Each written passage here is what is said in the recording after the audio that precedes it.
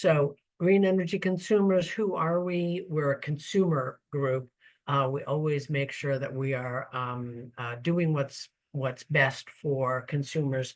We are very much focused on climate change and supporting this huge transition that worldwide we are doing from heating with fossil fuel combustion to heating without fossil fuel combustion.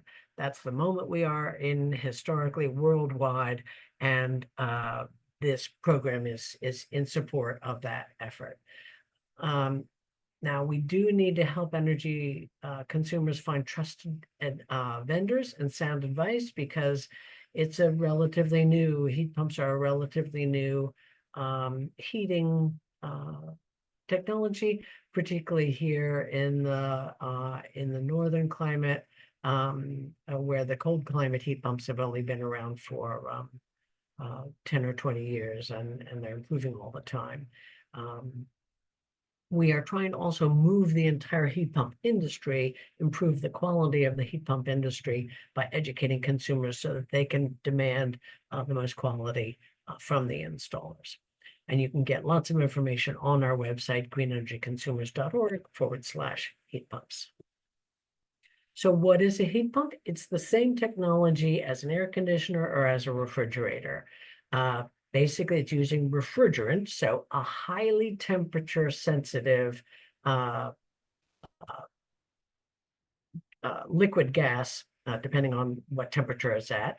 It fluctuates between the two.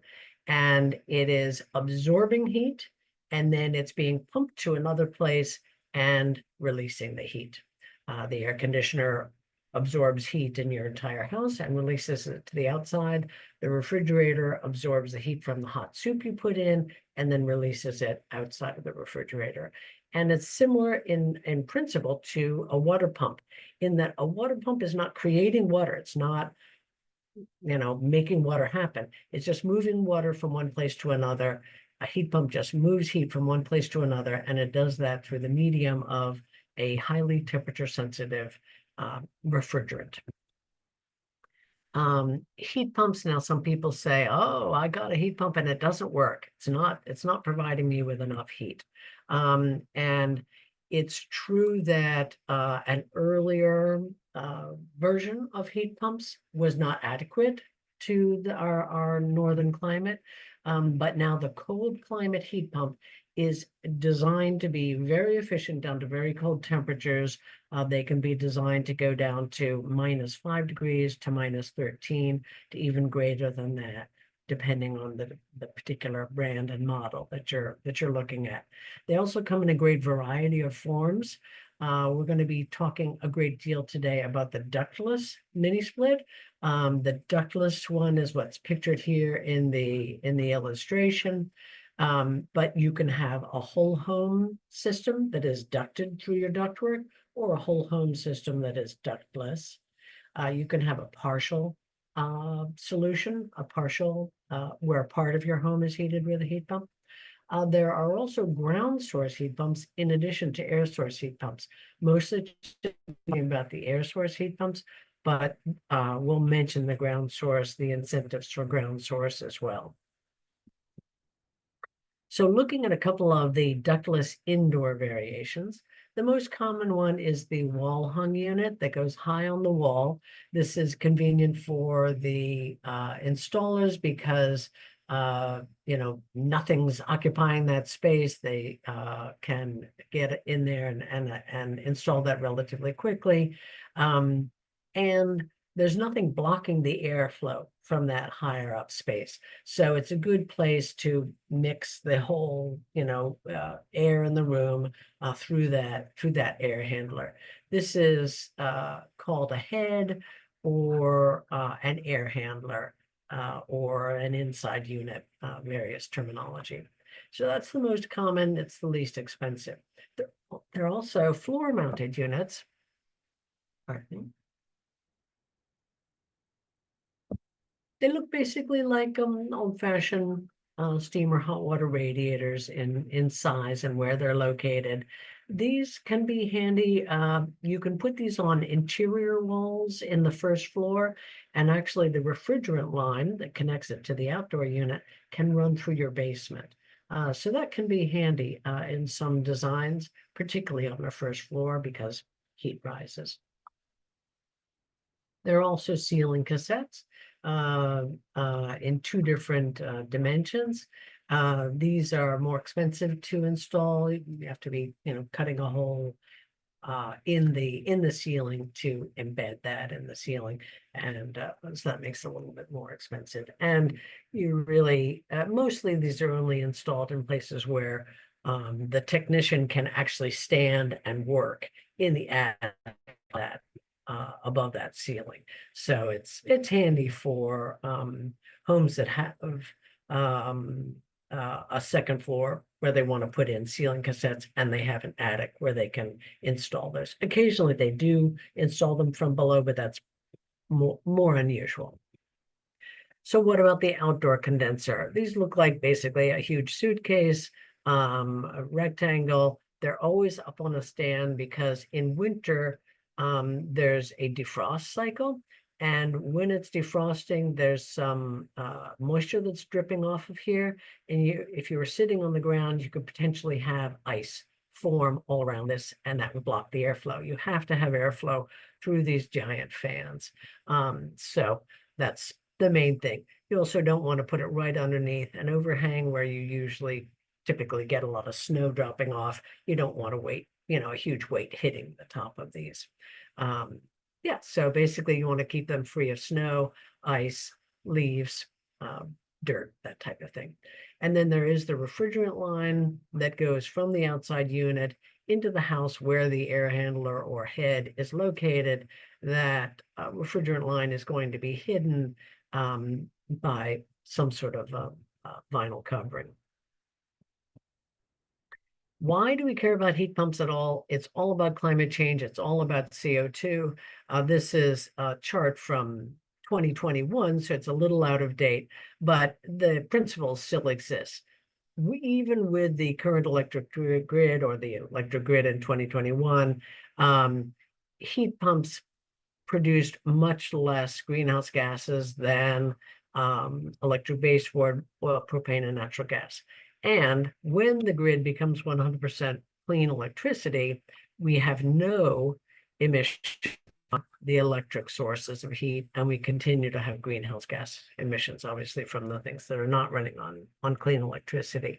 And you can already get clean electricity, 100% clean electricity, through many programs, including our own Green Powered program and many municipal aggregation programs. Now into the costs and incentives. So there are two types of costs. First, we're going to talk about installation costs, and then we're going to talk about the operating costs. So about the installation costs, you're looking at a huge variety of prices, and it depends on the huge variety of houses that you're trying to heat.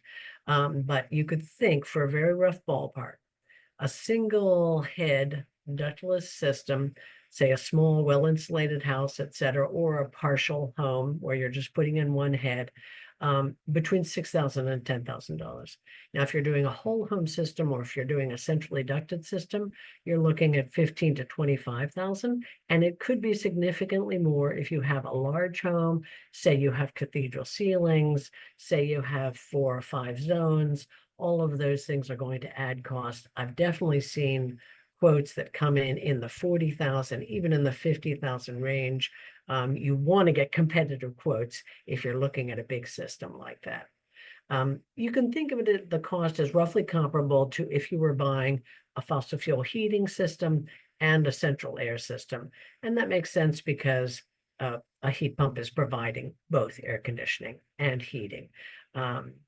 It's certainly, if you're replacing a central air system, you want to go with a heat pump because then you'll be able to use that heat pump to provide heat. And when your fossil fuel heating needs to be replaced, you can just take it out. Now, some auxiliary costs include upgrading your electrical. This is a large electrical demand that you would be putting into your home, so you would probably need 200 amp service. And a lot of homes don't have that. There are some great sources of funding to offset this installation cost, including the heat loan, which is available in both Massachusetts and Rhode Island. It's 0%. And if you're installing a heat pump, it's up to 50,000 in Massachusetts. In Rhode Island, it may be restricted to 25,000. I'm sorry, I don't have that clear in my mind at the moment. There's also a new program of a low interest loan for moderate income households, with moderate income being very broadly defined up to 165% of area median income, or perhaps that's state median income. I believe it's the state median income. It's through the Mass Community Climate Bank, and that's up to 100,000, and that does include electrical service upgrade. The heat loan also includes electrical service upgrade. You can finance those. Now remember that incentives vary according to household income and your zip code. This is an example of a two-person household in Cambridge, Massachusetts, for 3 different income levels. So say they are low income. This two-person household has a net income of roughly less than 60,000. In this case, ABCD, or the local cap agency elsewhere, would completely cover the cost of the heat pump installation. There are many caveats to that, but the good news is that there is now funding through the low income program for heat pumps. Now, if the household is moderate income, it would be roughly 60,000 to roughly 104,000 for this two-person household. They would qualify for the Mass Save Enhanced Incentive, which is $16,000 per apartment or home. So if you have a two-family home, you'll get $16,000 for each apartment. If you're doing a whole home heat pump system and your income qualifies as moderate income. Excitingly, there is now a pilot program in Plymouth, Brockton, and Springfield, where this moderate income level has 100% incentive. So they're going to completely cover the cost in those 3 towns at the moment. And you can find out if you qualify for this enhanced incentive by going to this URL, Mass Save Qualify Clear Result, and filling out their form. It's fairly quick. And finally, there's a market rate incentive as well. So for people in Cambridge, this is 104,000 and above, and it's $10,000 per apartment or home. So if you own 2 units or 3 units, you could get 10,000 for each of those units, no matter what your income is. So incentives, everybody can get an incentive, and it increases as your income is reduced, but it's still very healthy at 10,000 per apartment or home for all income levels. So let's drill in a little bit on the Mass Save whole home rebate. This is if you're completely replacing your fossil fuel heating. The fossil fuel system would need to be disconnected from the thermostat, so you can't easily turn it on. And it is $10,000 per home, and this is regardless of your system's had that nice small well-insulated home and you were taking out a fossil fuel system and putting in a heat pump, you'd get that full 10,000, and that might pay all of the cost of the heat pump or a large portion of the heat pump. You do need to get a home energy assessment first, and if they find that there are opportunities to weatherize, meaning insulation or air sealing, you do need to complete those tasks before you can qualify for the whole home incentive. This photo, by the way, is of a ducted heat pump where the outside unit and the air handler there are side by side. You can also get incentives even if you're keeping your fossil fuel system as a backup. This is what we call an incentive for a partial system. And this is depending, the amount of the incentive depends on the system size. Systems are measured in tons. Most homes, their full heat load is somewhere between 3 to 5 tons. And per ton, if you supplied 1 ton of your heating capacity through a heat pump, you'd get $1,250 for that ton. You do need probably to get integrated controls if you have a fossil fuel backup for a seamless transition. So the thermostat is connected to both systems, and the technician sets a switchover point. Often it's somewhere 40, 36, 32, 30 degrees. They'll tell you what that is, and the technician will set it. And thus, at 50 degrees, your heat pump is working. It gets down to the switchover point. The heat pump is turned off. The fossil fuel system is turned on. And likewise, as where the fossil fuel system is shut off and the heat pump is turned on. That's what an integrated control is. Now, I mentioned the ground source and the air to water systems. Ground source heat pumps do have a generous rebate, $15,000. This is because it's a more expensive installation cost. They have to get basically well drilling equipment onto your property. You think of, something 20 feet, a space 20 feet wide by, at least 20 feet long, I would guess, to get that equipment on your property. It is more efficient than air source heat pumps. The ground source heat pumps are more efficient because they're taking heat out of the ground, and the ground is only going to get down to 50 degrees, where the outside temperature might be getting down to 5 degrees, and you need to still get that heat out of that air. So the ground source is more efficient, but it is more costly. So if you can't afford it, go for it. And if you have the appropriate property, also the soil composition, is sometimes not workable. So you need to have a geothermal or ground source company come in and do an assessment. There's also air to water heat pumps. Now, I know a lot of you heat with hydronic heat now. You have either steam or hot water that goes through a baseboard or goes through radiators. That's called hydronic heating. Now, there are not easy drop-in solutions for replacing a boiler. A hydronic heating system is called a boiler because it's boiling that water to make it hot enough to go through your system.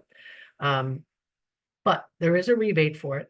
And these are applicable now for radiant flooring. So if you have radiant flooring, or if you're planning to install radiant, that is an option to get an air to water heat pump. Or if you want to break new ground and be a pioneer, you can go after an air to water heat pump system. But there are very few experienced installers in our region. So it's going to be, you really will be pioneering, breaking trail for everybody else, and having to spend extra time to do that. There is a great resource in Rhode Island as well for incentives.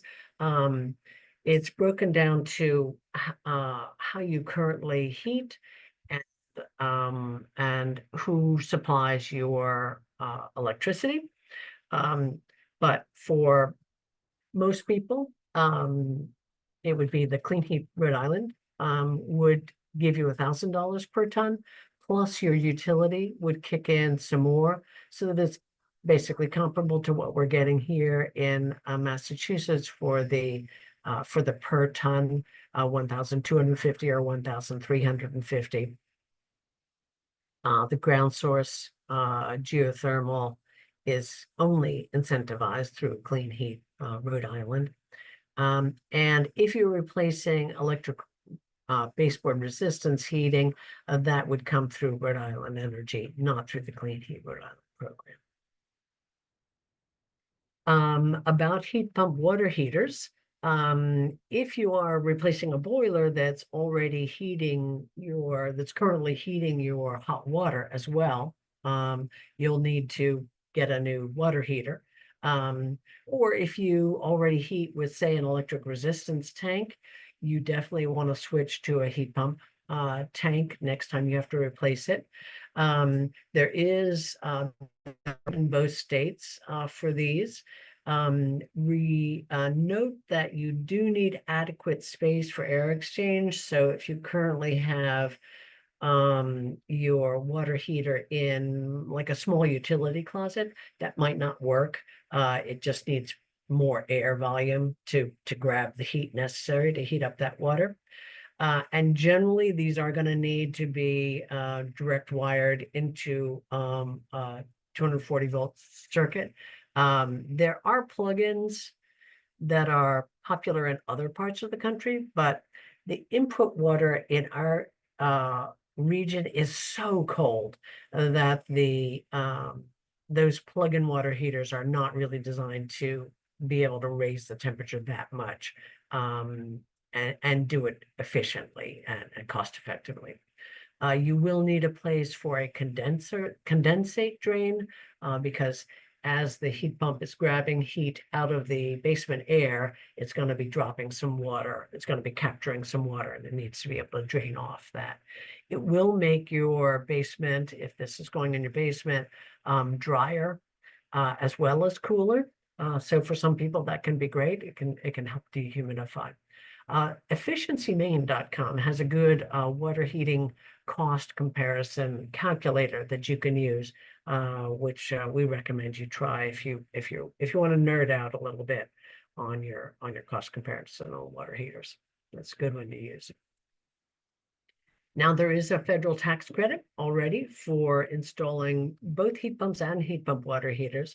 This is 30% of your post incentive cost.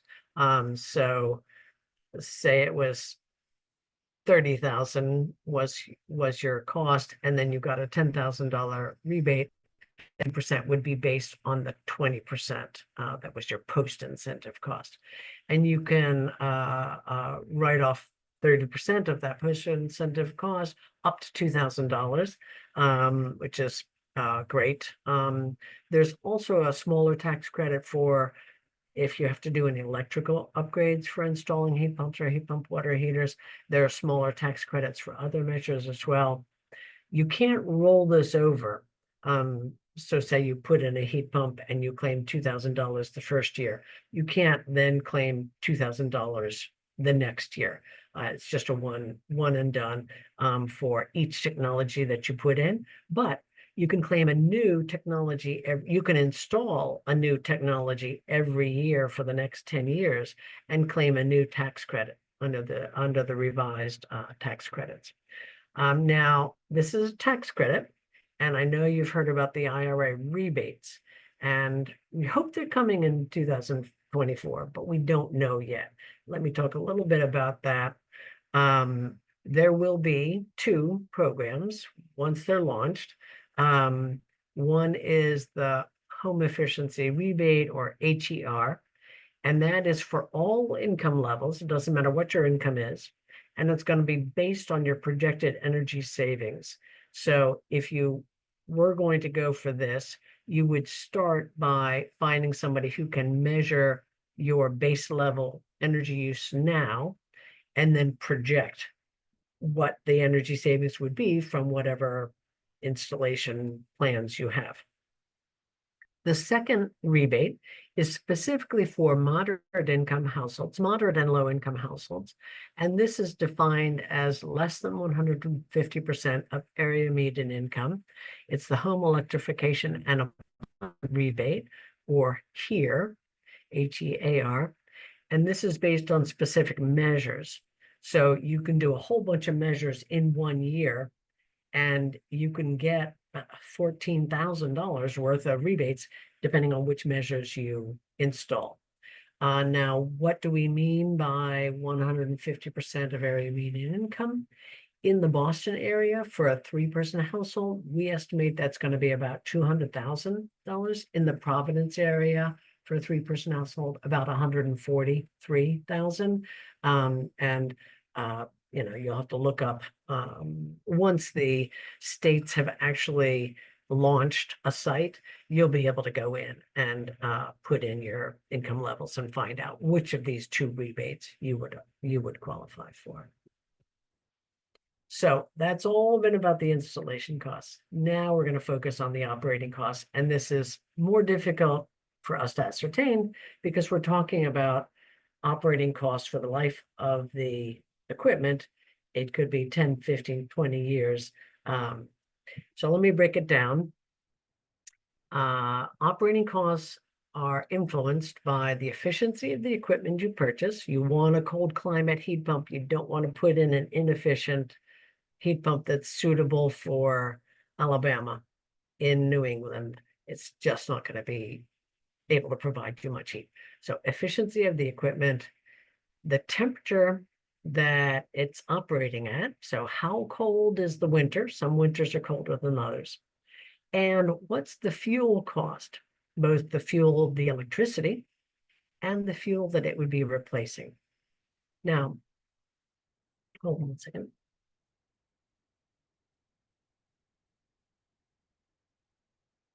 It shows 10 years of heating season data for New England. And you have the hours of the heating season over here, and you have the degrees, the temperature here.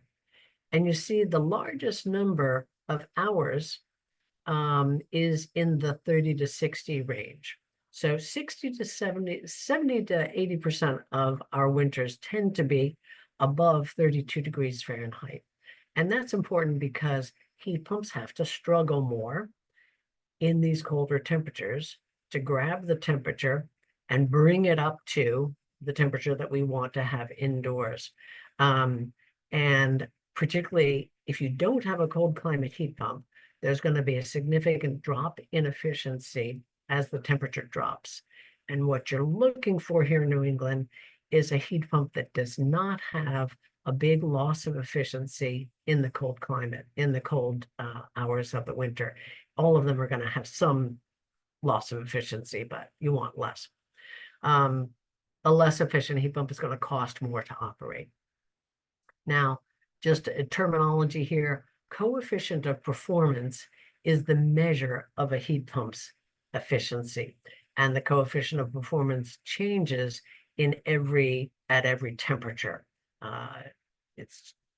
But there's an average one for the winter. So now we're applying that weather data. Here it's this gray screen behind these lines. Each of these lines is a different type of fuel.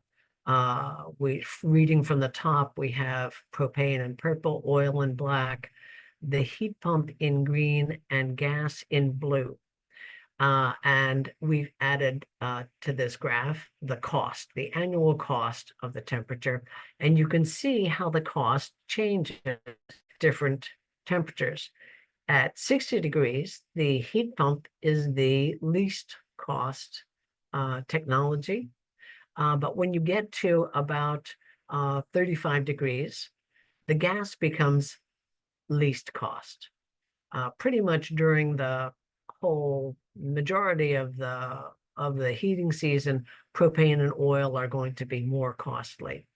Now, I've shared with you my assumptions on this slide. This is the coefficient of performance, the COP, at different temperatures. And you see at 60%, the heat pump is very efficient. It's producing basically 4 times the heat that compared to the electricity that you put into it. And even at a low temperature of -15, it's still producing almost 200%. 1.95 is 195% of the electricity that it's producing. It's turning that into heat. So that's incredibly efficient. I've also shared with you my assumptions in terms of the cost of the different fuels. When you're thinking about your house, you want to look at these numbers and you want to think, is this what I'm paying for propane, if propane is what you're using, or oil, or electricity, or natural gas? These are all numbers that Mass Save is assuming as in its heating cost comparison which is available on the Mass Save website. I don't love it. I don't recommend it, but you could certainly use it and get, get some good information to compare to other bits of information. This is the brass tacks on the side, which basically shows when you add up all of those hours and all of those dollars, the natural gas is actually going to come out slightly less than the heat pump, the oil slightly more, and the propane considerably more. This is generally what we understand for most people in our region. If you currently heat with natural gas, you may actually increase your costs if you heat with a heat pump. Now, of course, you're getting air conditioning out of that too. So your quality of heat pump, and of course, you're getting no greenhouse gas emissions. So the value of that may be worth it to you. And for some people, their electricity is less. Say they have a municipal power plant with considerably less than 32 cents per kilowatt hour as what they're paying for their electricity. For them, the heat pump may actually be less expensive than the natural gas. Or say you own solar panels. Your electricity cost is less than 32 cents per kilowatt hour. Again, your heat pump would cost less than natural gas. So look at these numbers and think carefully about how your house might compare to this particular average. Also, a lot of you may be members of the Green Energy Consumers Heating Oil Program, and your cost per gallon of oil may be less than this 401, which is the assessment which is the assumption that Mass Save uses. So this is just for a ballpark and to guide you in trying to think about what your thoughts are about what are the prices going to be doing over the next 10 years. So let's move on to system designs. I know that was a lot on cost, but we do need to get the rest of this information covered, and then we'll go into questions and answers. So design work. If your home has ductwork, so you have a furnace which produces hot air instead of a boiler, that hot air ductwork is already sized for delivering hot air throughout your home. You can relatively easily replace your furnace with a heat pump air handler in your basement. The only thing you need to make sure is that that ductwork is in good condition and that it can handle cold air as well as hot air without creating a condensate problem. If you have central air conditioning, then your heat pump may very well be able to replace your central air. Again, that would be wonderful because you'd have one piece of equipment replacing two. But again, your ductwork has to be sized appropriately for heating as well as cooling. So your technicians who come in to give you a quote will be able to give you their opinion about your existing ductwork. Now, if you lack ductwork, you don't have central AC, and you have a boiler, you don't have a furnace, I'll just repeat, heat pumps do not produce water that is hot enough to easily replace boilers. A heat pump might be able to get up to 80% of what your boiler is able to produce. And maybe your boiler was oversized, and maybe that would be enough, but you're going to need to do have a lot of conversations with experienced installers to know if that would be possible for your home. And remember that you can always go with a ductless or a mini ducted system. We'll talk about mini ducted systems in a minute. So you can get a partial system where you could install a single head serving a large open area. Say your kitchen, living room could all be served by a single ductless mini split, and you could still have your hydronic heat as your backup system for the rest of the house. You could also completely replace your boiler with a ductless system. You could have a single zone system, a multi-zone system, and as I mentioned, mini ducted heads can serve adjacent rooms. And we'll go into that in just a moment. So here's an example, a 2-bedroom house with a large open common area. And we're going to estimate that the heat load needed for this house is 24,000 BTUs per hour. And that's what you want to be talking with your contractors about. What is the heat load for my house? How many BTUs am I going to need to keep this whole house warm or to keep particular rooms warm in the middle of the winter? So in this instance, in this illustration, what we're positing is a 24,000 BTU head in the living room. And this would provide enough heat for the entire building, but there would be a noticeable difference between the bedrooms and the kitchen. Say in winter, the bedrooms might be 5 degrees colder than the living room. In the summer, they might be even warmer, like 10 degrees warmer than this area, depending on how the sun hits and how well the air is circulated. For instance, if these rooms had ceiling fans, might be just fine. If you like the idea of wood stove primary source, then a stationary, single head might be just fine for you as well. And as I said, this could be fine for a partial replacement. You could even put a smaller heat pump in here, a 12,000 BTU or a 9,000 BTU even, as a partial. Now, what I want to warn you against is too many heads in too small a space.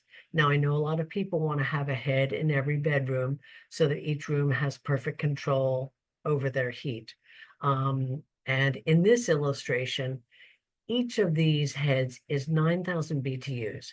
Now, combined, that gives 36,000 BTUs, which is a third more than what's needed.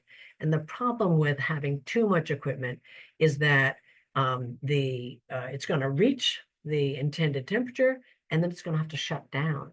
And heat pumps run most efficiently when they just are kind of pedaling along at an easy coast. They use more energy when they have to ramp up, and that reduces your cost effectiveness of your equipment. It also can lead to comfort issues because in the summer, the dehumidifying cycle takes longer than the cooling cycle.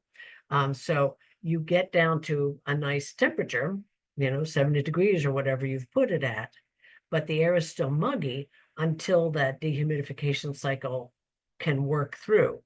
But once it reaches that temperature, it's going to throttle down and it's not going to adequately dehumidify your house. So you're going to end up with cold, clammy, not good in summer. And it's going to be too costly. Too costly to install because you've bought more equipment than you need to. Costly to operate because it's going to go on, do this on, off, on, off, on, off, and it's going to have to work harder than just being on. So in this instance, we're calling this the Goldilocks solution, a mini ducted unit that would be installed from the attic above these things, or potentially from the basement. They're going to be little floor registers or ceiling registers in these rooms.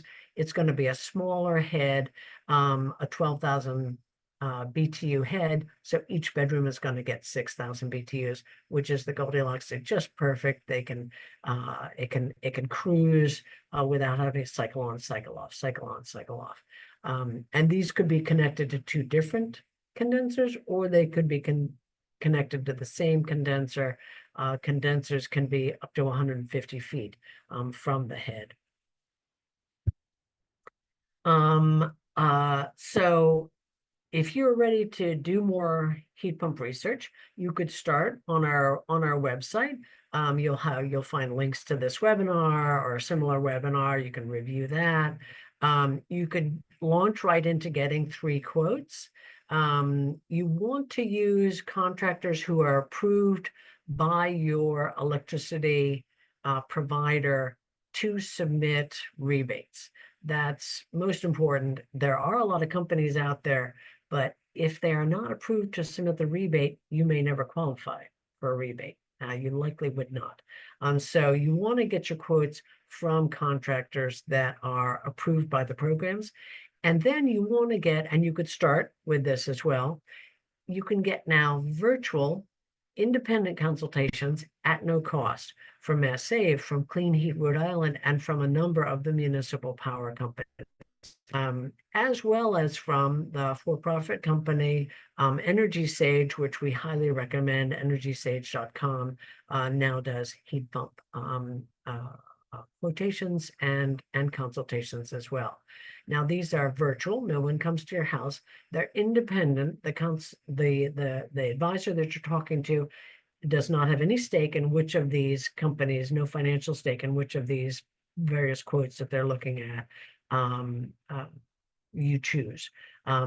But they are highly informed consultants, and they're not going to charge you anything to look at those 3 quotes, or to even talk to you before you get the quotes, to help you understand, does it make sense to even get quotes. So this is a fantastic consumer resource here in our states that we have, and we really urge you to take advantage of that. Questions to ask heat pump installers. Number 1, is your company one of the approved installers in my state or my municipal heat pump rebate program? They should be able to supply you with confirmation of that, either an ID number with the state, a certificate, something like that. Will you formally calculate my heat load before I sign a contract to purchase specific pieces of equipment? A lot of companies will estimate your heat load when they're trying to get you to be interested.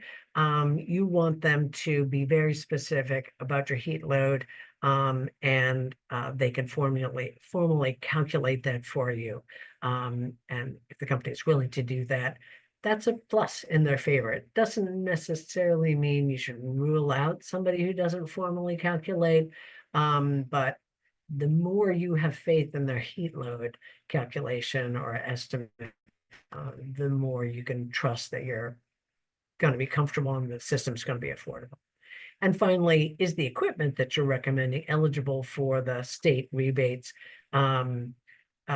If they're an approved installer, this is almost certain, but you want to ask, you want to make sure there are specific lists, and you want them to show you, yes, it's approved. So I'm happy to take your questions now. If you like this webinar, we have lots more coming up. I'm doing one in September, again, like this one, and there's a Rhode Island climate policy one coming up. And you can always find our events on our website or on YouTube. We are a nonprofit. We welcome your donations to support our missions, our programs, and our advocacy work. And here is my contact information. And why don't we go ahead and start with some questions. Let me just find the Q&A. Or Adriana, do you want to read any of the questions? Yeah, sure. So the first question was, how affordable are heat pumps? Yeah, again, it really depends on so many factors. You want to talk with contractors, and you want to talk with those independent advisors. The next one was, if you have any suggestions for working with historical homes.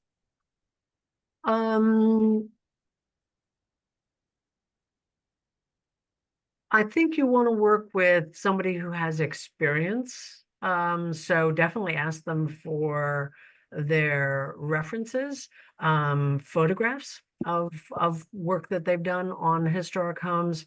Again, those floor mounted units may be particularly useful to reach the of historical homes, and to lessen the number of the line hides on the outside of the building.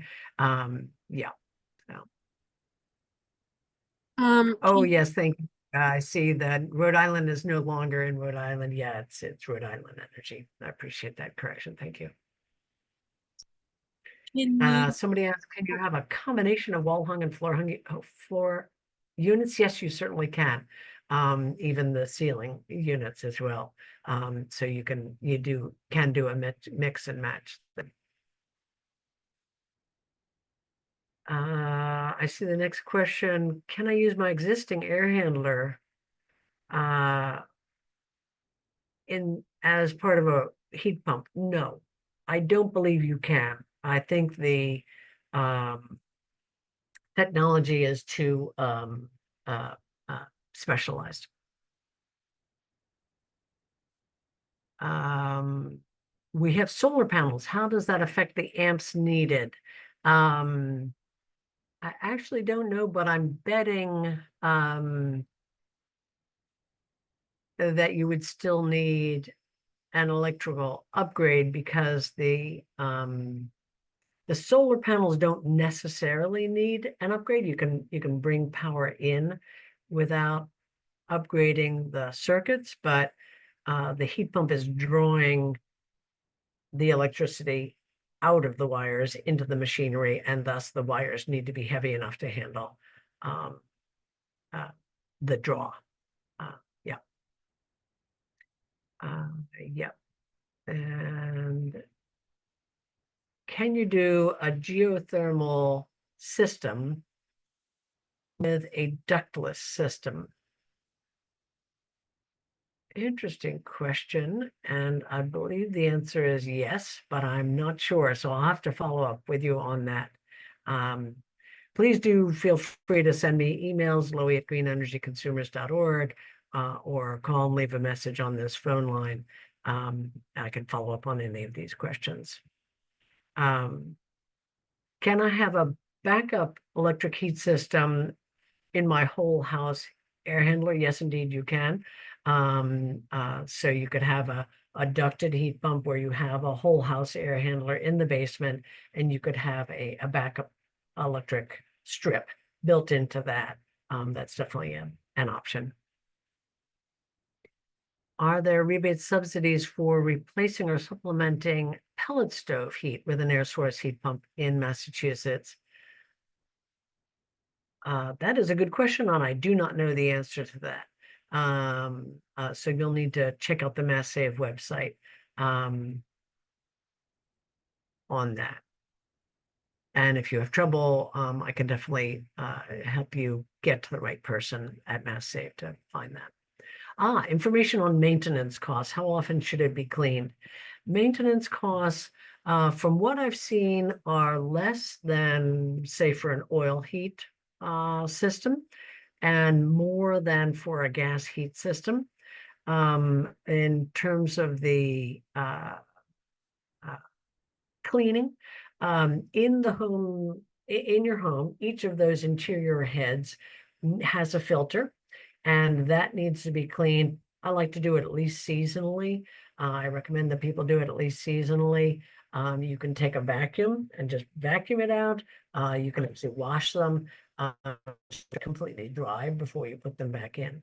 And commercial cleaning of a heat pump system does not need to be done often if the system has been operated in a mold conscious way. There has been publicity about the prevalence of mold in some heat pumps, and that is, I think, largely because of um, operator. We as consumers have not been educated well on how to use them. The main thing to remember is that in the summer, when you don't need your heat pump for some number of days, you turn the heat pump to fan for half a day, and you just let room temperature air blow over all those interior parts in the interior heads, in the air handlers. And that allows those extremely cold refrigerant lines to come up to room temperature. When they're extremely cold, that warm air that hits them is condensing water, and there's moisture, and that moisture is an opportunity for mold to grow in there. So you let the room temperature air blow against those condense against those refrigerant lines when the refrigerant lines have come up to room temperature as well. And that way there's no longer any condensate happening, forming in the head. And then you can turn it to off. But you just let the fan blow for a while. There's very little energy that's used during the fan cycle. So you just need to remember to turn it to fan before you turn it to off in the summer. And you will most likely never uh, with uh, with mold. I did once have a heat pump professionally cleaned, and it was a few $100 to get it cleaned. And if you did that every 10 years, uh, you know, that would probably be adequate, so long as you had done this preventative measure. Can I list the names of the Rhode Island consultants? Energy Sage and Clean Heat Rhode Island. If you just Google Clean Heat Rhode Island, you'll be able to set up a consultation with them. Great service.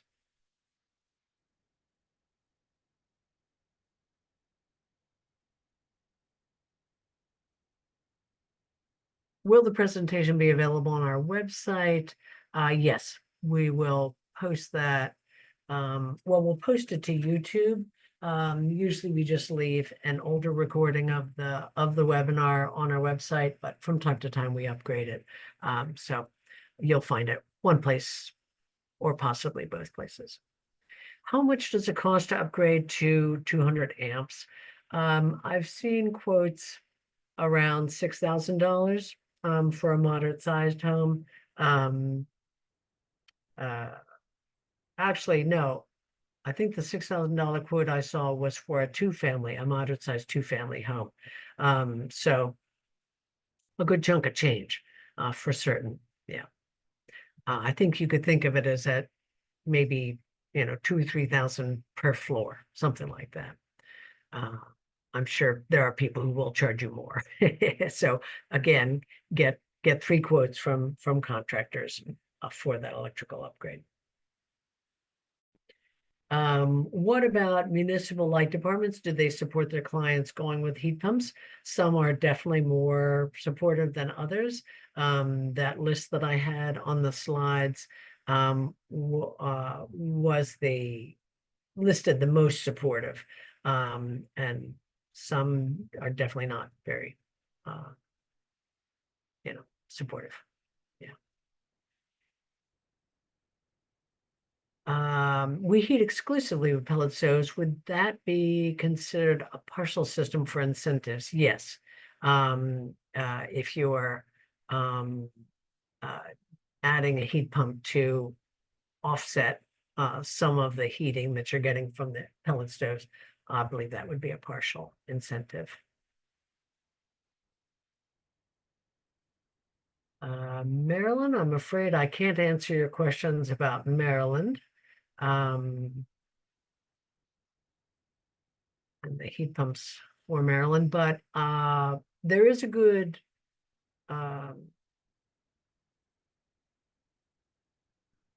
Electrify Now, I believe, is a good website that you might try for information outside of New England. What's a fair installation cost range to swap out a single central AC with a heat pump? You got me on that. Whole home, it might be in the 10,000 to 15,000 range. But that's a total guess. It totally depends on your size of your home, the capacity of the equipment, whether or not the AC ductwork is adequate for distribution of heat as well. Yeah. Does not having a basement make installing equipment more difficult or more expensive? No, indeed. You can definitely get a ductless heat pump that is not affected by the lack of basement at all. You could potentially use attic space if you wanted to for a central system if you have an attic as well. Do heat pumps rely on Wi-Fi connection to operate? No, I don't believe they do. Now some of the thermostats are Wi-Fi enabled, but I don't believe that they need to be. Obviously, the whole thing depends on electricity, but I don't believe you need Wi-Fi to operate a heat pump. I think uh, as long as you're supplying electricity to it, um, and and to the thermostat, um, you'll be able to do it fine without Wi-Fi. Do my calculations for installation cost include electrical service, or is that on top? That is on top. I did not include electrical service upgrades in the figures that I shared for that very baseline estimate. Any low temperature point where the heat pump does not work well, well, depends on the equipment that you're purchasing. Every piece of equipment will be explicit about what temperature it's designed to operate down to. The coldest ones go down to, -17. There may be ones that are even colder than that. You'll want to look for branding like Hyperheat, certainly cold climate, things like that. Can it be a problem to disconnect the alternative heat source? I'm thinking of Western Massachusetts, where we have colder winters generally. Actually, the weather data that I shared from you was from interior New England. Um, but so the basic question is, can you run a heat pump system without any backup? And yes, as I said, you can buy equipment that is designed down to extremely low temperatures to function efficiently and cost effectively at very low temperatures. Something like a Mitsubishi Hyperheat or something of that caliber. You want to look at what temperature it's rated to as your lowest temperature. Now, some people may want to have backup heat.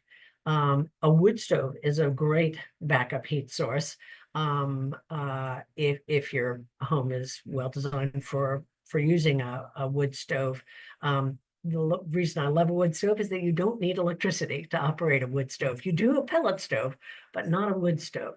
That's a great backup. And a lot of people use just a little bit of electric resistance baseboard as a backup. Say, you get a polar vortex. You only want to buy equipment, say, that's rated to -5, and you're worried about a polar vortex hitting and holding you at -10 for 2 weeks, worst case scenario. You buy a little bit of electric baseboard and you use that for that small amount of time to boost the capacity that the heat pump is able to deliver at that. Certainly you can get a battery backup system to run in case of blackouts, but that's a much more costly backup system. You can certainly run a fossil fuel generator as well. I currently have a whole house air conditioner on its side in the attic. Can a new one be installed in the same position? That's too technical a question. You'd need to get people to come in and actually measure everything and tell you whether they have equipment that can operate on its side or has to be in something else. There are, again, many varieties of heat pumps, many varieties of installers. Some installers will tell you, no, that can't be done.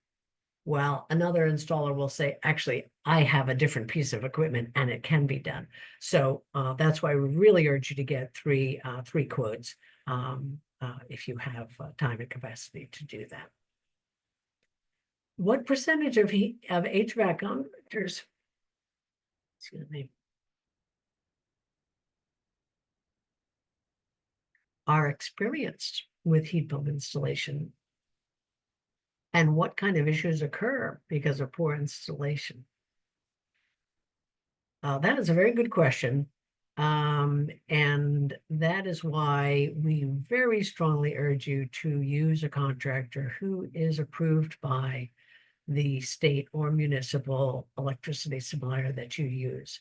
These contractors are only approved because they are experienced, because they have gone through various quality control trainings and have submitted data about their installations and are responsible if the electricity supplier comes out for a quality control visit and finds an issue with a poor installation.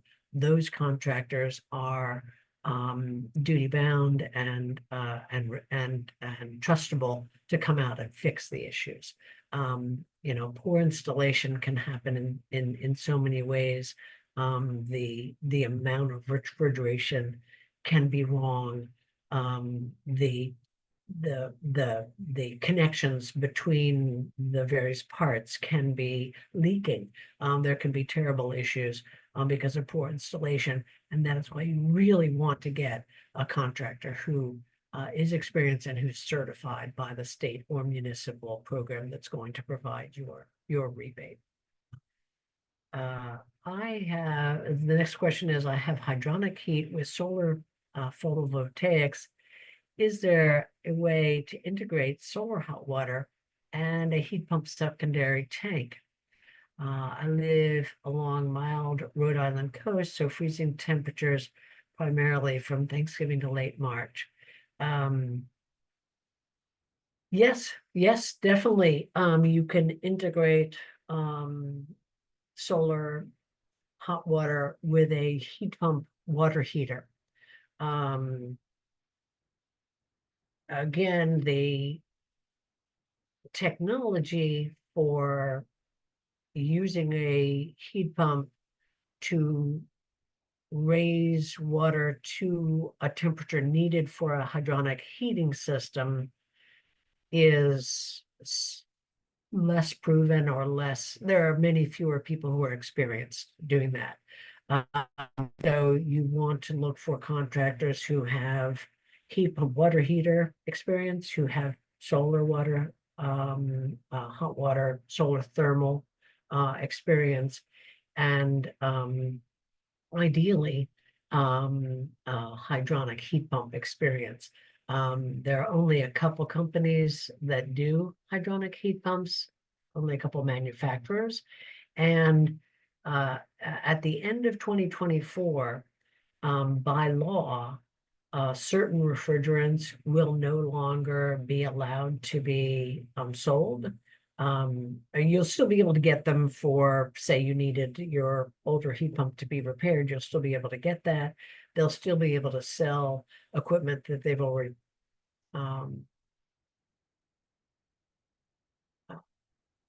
no, they'll be able to. Now, I think they'll have to stop selling new equipment with the older refrigerants. So the hydronic heat pump market is going to be affected by this refrigerant change more directly than the air source heat pump market because of the more limited number of manufacturers and the specific refrigerants that they've been using to be able to ratchet up the heat on that hot water system. So you're going to have to do a little bit more work to get the equipment to integrate with your hydronic system. Well, that looks like all of the questions for now. I really appreciate your sticking around, and I look forward to your questions via email. Thanks again for coming.